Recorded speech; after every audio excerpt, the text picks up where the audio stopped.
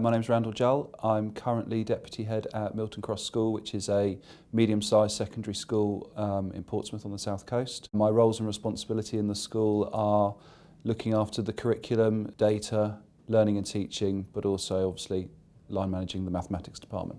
September 2014, Key Stage 2 and Key Stage 3 have new curriculum launches, and then 1 year later, once that's had a chance to run through, the new GCSE 2015 curriculum will launch. The kind of main things that changed the last time the curriculum had a review and changed were the changing of tiering from 3 to 2, and also the introduction of the quality of written communication questions, which hadn't existed previously. Pearson, in that process, produced a lot of material to ensure that we had the opportunity to deliver it right first time. And then after that, when we'd had the first cohort go through, the post-result service was absolutely key in terms of being able to analyse the success of the cohorts. Results Plus is something that prior to existence would have taken schools hours and hours and hours and hours of analysis to try and do something even half as good. What we've been looking at for several months now is the use of the Key Stage 3 curriculum to build towards being really influential and helpful for the Key Stage 4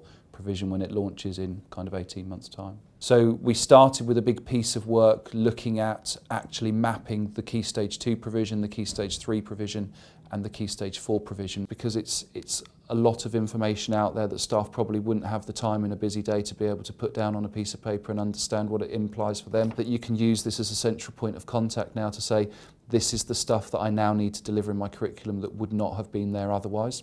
So this document's a Key Stage 2 to Key Stage 4 tracker. It allows students to be able to say, this is my entry point and therefore that should be my exit point if I'm going to make the most out of my secondary school education. But it also allows staff to make sure that they're targeting the student with the right quality and level of mathematical provision. So what we're developing now is we're developing an addition to each unit and module that most schools deliver, but what it's got on there is the 3 or 4 key elements that the new Key Stage 4 curriculum is suggesting be delivered that had previously been missing. So we've got links to key questions, we've got links to real life context, we've got a key box on there about what would not have been produced previously in the curriculum to make sure staff adapt that for the next one, whereas maybe if they don't adapt their curriculum, they'll just miss some of the offer.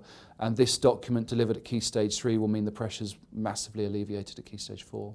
Particularly what I've found, hence why I'm trying to work with Pearson here at looking at Key Stage 3 as well as Key Stage 4, is they've been quite fundamental in ensuring that collaboration exists. So through the hubs and the meetings, and then also through the website, schools are going to be able to tap into that information, and it's going to benefit them, and in turn it's going to benefit us. And it's getting away from needing to beat the competitor in terms of working with them to make sure that every student has the best opportunities available to them, not just what your school can give them.